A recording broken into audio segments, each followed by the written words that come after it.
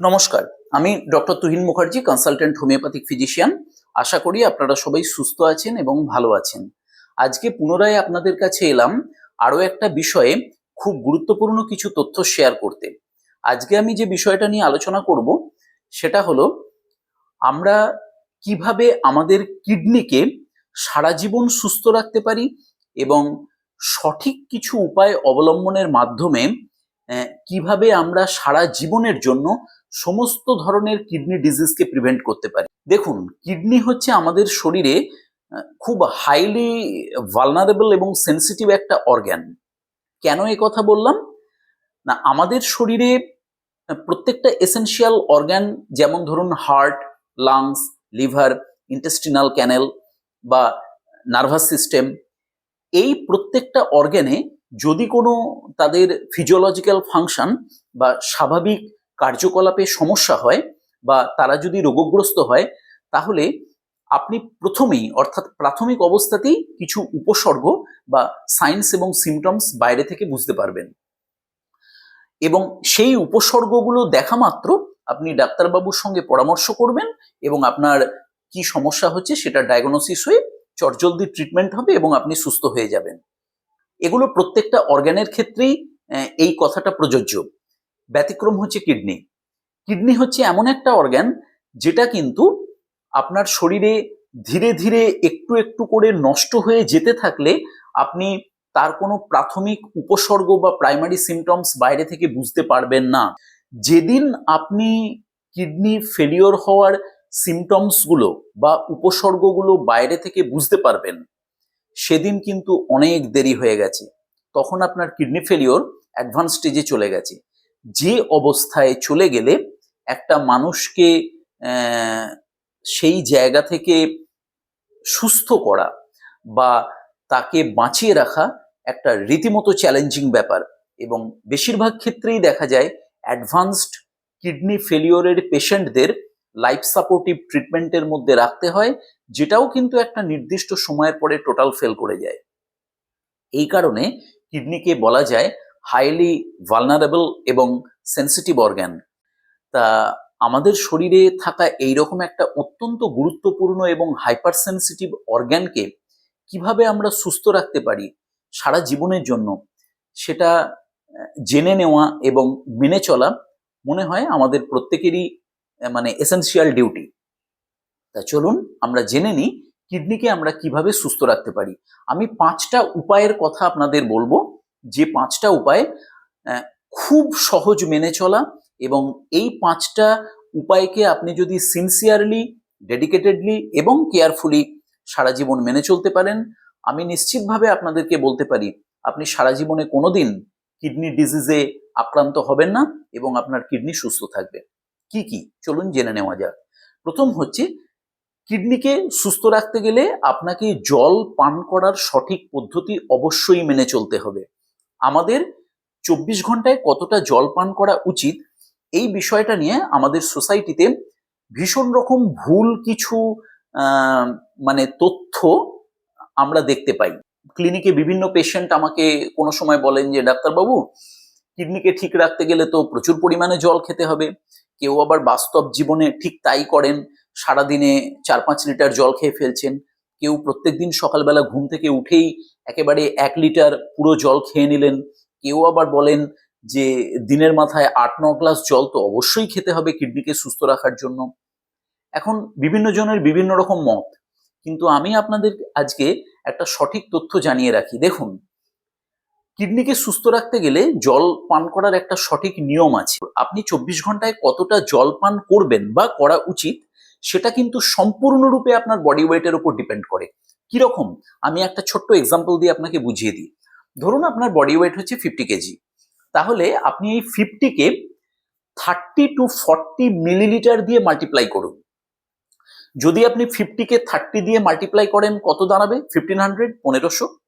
যদি আপনি 50-কে 40 মিলিলিটার দিয়ে মাল্টিপ্লাই করেন, কত দাঁড়াবে? 2000, 2000। তাহলে 1500 থেকে 2000 মিলিলিটার, অর্থাৎ এটাকে লিটারে কনভার্ট করলে হবে 1.5 লিটার থেকে 2 লিটার। অর্থাৎ আপনার 50 কেজি বডি ওয়েট হলে 1.5 লিটার থেকে 2 লিটারের মধ্যে জল পান করুন এবং সেটাই আপনার শরীরের জন্য সাফিসিয়েন্ট। এবারে আপনার বডি ওয়েট যা, সেটাকে আপনি সবসময় 30 থেকে 40 মিলিলিটার দিয়ে মাল্টিপ্লাই করে কতটা আপনার জল পান করা উচিত 24 ঘন্টায় সেটাকে হিসাব করে নিয়ে সেই মতো জল পান করুন। এইবারে ধরুন আপনি কোনো হট এনভায়রনমেন্টের মধ্যে আছেন, গরমকালে আপনার অস্বাভাবিক ঘাম হয়, আপনি দেখছেন যে আপনার ইউরিনের কালারটা খুব ডিপ ইয়েলো হয়ে যাচ্ছে, বা আপনার ইউরিনে ভীষণ একটা বাজে দুর্গন্ধ আসছে, আপনি কোনো হট ক্লাইমেটে কাজ করতে বাধ্য হচ্ছেন, বা আপনার শারীরিক পরিশ্রম যে কোনো কারণেই হোক অনেক বেশি করতে হচ্ছে, এই সমস্ত পার্টিকুলার সিচুয়েশনে আপনার জলের পরিমাণ নিশ্চিতভাবে বাড়াতে হবে, কারণ ওই সিচুয়েশনগুলোতে আপনার বডি ডিহাইড্রেটেড কন্ডিশনসের মধ্যে আছে। এই সিচুয়েশনগুলো ছাড়া স্বাভাবিক এনভায়রনমেন্টাল কন্ডিশনের মধ্যে আপনার জল পান করার এই যে নিয়মটা বললাম সেটাকে প্রপারলি মেনটেন করে জল খান, এবং তার ফলে আপনার কিডনি সম্পূর্ণ সুস্থ এবং স্বাভাবিকভাবে তার নিজের কাজ করতে পারবে এবং সারা জীবন সুস্থ থাকবে। 2 নম্বর যে ম্যাটারটা আমি বলবো সেটা হচ্ছে যে পেন কিলার। আপনারাও অনেকেই এ বিষয়ে কিছু না কিছু জানেন, এ বিষয়ে আমি নিশ্চিত। আপনাদের অনেকেরই অভ্যাস এরকম আছে, হঠাৎ করে আমার যে কোনো কারণেই হোক খুব মাথা যন্ত্রণা করছে, টপ করে একটা মুখে পেন কিলার ফেলে দিলাম। আমার পেটে ব্যথা করছে, হাতে পায়ে কোমরে ঘাড়ে শরীরের বিভিন্ন জায়গায় ব্যথা যন্ত্রণা হচ্ছে, সে যে কারণেই হোক না কেন, দোকান থেকে আমি বলে ওষুধের দোকান থেকে পেন কিলার আনছি এবং সেটা দিনের পর দিন খেয়ে যাচ্ছি নিজের ইচ্ছা খুশি মতো, বা আপনার ঘরেতেই দেখা যাচ্ছে বিভিন্ন ধরনের পেন কিলারের রয়েছে অনেকগুলো, যখন যেমন দরকার হয় যখন যেমন নিজের মনে হয় খেয়ে নিচ্ছেন। এটা করে আপনি কি করছেন জানেন? আপনার কিডনিটাকে নিশ্চিত মৃত্যুর দিকে ঠেলে দিচ্ছেন। বর্তমান দিনে জেনারেলি যে পেন কিলারগুলো বেশি ব্যবহার হয় সেগুলো সবকটাই হচ্ছে non steroidal anti inflammatory drugs, অর্থাৎ এনএসএআইডি। তার মধ্যে ধরুন আইবুপ্রোফেন, ন্যাপ্রোক্স্যান, ডাইক্লোফেনাক এই জাতীয় পেন কিলার খুব বেশি ব্যবহার হয় ডেলি লাইফে। তাছাড়া aspirin plus acetaminophen combination pain killer আছে, যেগুলো ডেলি লাইফে সবাই মুড়িমুড়কির মতো খেয়ে নিচ্ছে। এই সমস্ত পেন কিলারগুলো কি করছে জানেন? আমাদের শরীরের মধ্যে গিয়ে ব্লাডে মিশছে এবং সেইগুলো কিডনির মধ্যে ব্লাড ফ্লোটাকে স্লো করে দিচ্ছে।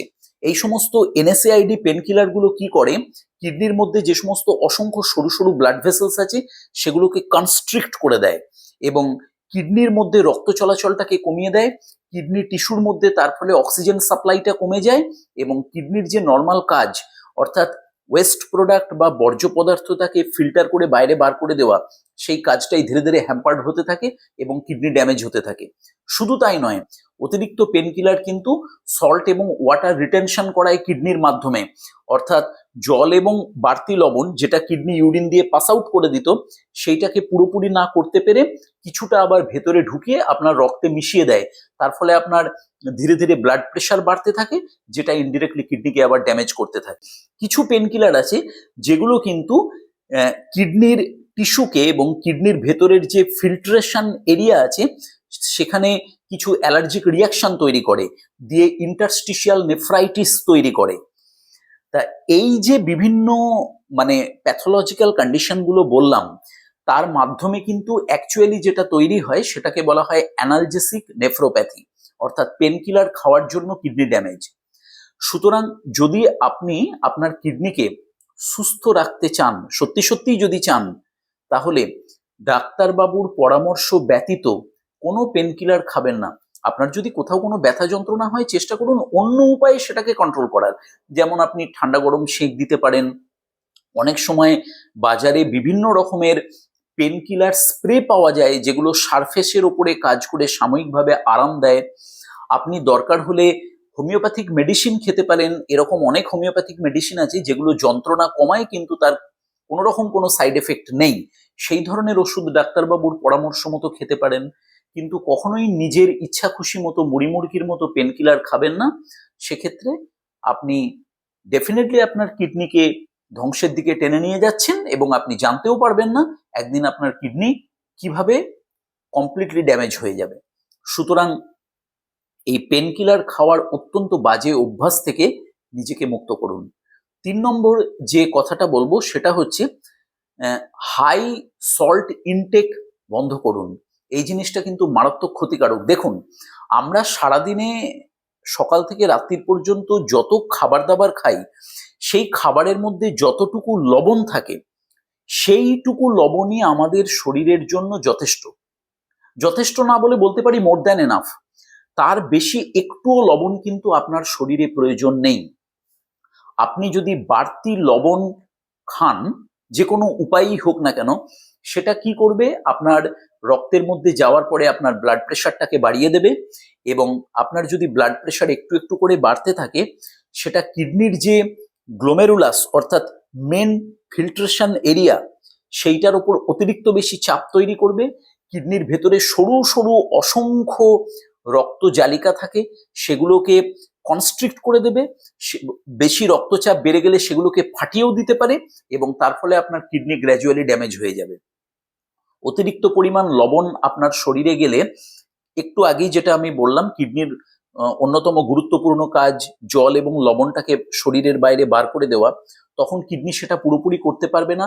কিছুটা ওয়াটার এবং সোডিয়ামকে রিটেন করে আপনার শরীরের ভেতর ঢুকিয়ে দেবে। তার ফলে আপনার ব্লাড ভলিউম বাড়বে, পা ফুলতে শুরু করবে, মুখ চোখ ফুলতে শুরু করবে, অর্থাৎ ইডিম্যাটাস কন্ডিশন হবে, ব্লাড প্রেশার বাড়বে, যেটা ইনডিরেক্টলি কিডনিকে আরো বেশি ড্যামেজ করে দেবে। তাছাড়া বাড়তি সোডিয়াম আপনার যদি শরীরের ভেতর বারবার ঢুকতে থাকে, সেটা কিডনির ফিল্ট্রেশন সিস্টেমকে ড্যামেজ করে আমাদের রক্তের মধ্যে যে অত্যন্ত গুরুত্বপূর্ণ কিছু প্রোটিন আছে, সেই প্রোটিনগুলো কিডনি দিয়ে লিক করে ইউরিন দিয়ে বাইরে বেরিয়ে চলে যাবে, যেটা কিন্তু আবার দিনের পর দিন চলতে থাকলে ইনডিরেক্টলি কিডনিকে আরো বেশি ড্যামেজ করে দেবে এবং পার্মানেন্ট রেনাল ফেলিওরের দিকে আপনাকে নিয়ে যাবে। শুধু তাই নয়, অতিরিক্ত পরিমাণ লবণ খেলে কিন্তু কিডনি স্টোন হবার প্রবণতাও ইনডিরেক্টলি বেড়ে যায়। সুতরাং বাড়তি লবণ একেবারেই খাবেন না। আপনি হয়তো আমাকে বলতে পারেন যে ডাক্তারবাবু, আমি ভাতের সাথে কাঁচা নুন একেবারেই খাই না, কিন্তু আপনার খাদ্যাভ্যাস যদি পুরোটা ভালো করে ইনভেস্টিগেট করা যায়, দেখা দেবে যে আপনি হয়তো দৈনন্দিন জীবনে এমন কিছু খাবার খান যেটার মধ্যে এক্সট্রা সল্ট থাকে। যেমন আপনি বিভিন্ন ধরনের সল্টি স্ন্যাক্স রেগুলার বেসিসে খান এবং খুব বেশি খান, আপনি ফাস্ট ফুড খুব বেশি খান, আপনি এমন কোনো বেভারেজ বা এমন ধরনের কোনো খাবার খান যেগুলোর মধ্যে এক্সট্রা সল্ট অ্যাড করা থাকে তাদের টেস্ট বাড়ানোর জন্য। সুতরাং সল্ট বাড়তি খাওয়া মানে শুধু যে র সল্ট খাওয়া তা নয়, এক্সট্রা সল্ট আছে এইরকম যে কোনো খাবার দাবারকে আপনাকে অ্যাভয়েড করতে হবে যদি আপনি কিডনিকে সারা জীবনের জন্য সুস্থ রাখতে চান। এইটা গেল 3 নম্বর। 4 নম্বর হচ্ছে অত্যন্ত গুরুত্বপূর্ণ, আপনার ব্লাড প্রেশার এবং ব্লাড সুগার, এই দুটোকে সারা জীবনের জন্য ঠিক রাখতে হবে। দেখুন, ব্লাড প্রেশার আর ব্লাড সুগারকে আমরা বলি টুইন ব্রাদার।